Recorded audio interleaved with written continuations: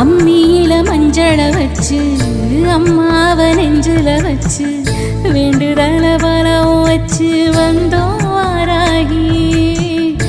இருப்பது பள்ளி கொண்டா கொடுப்பது ஒன்னா ரெண்டா யாக ரிஷி வாக்கில் வந்து பேசாயோ தாயி.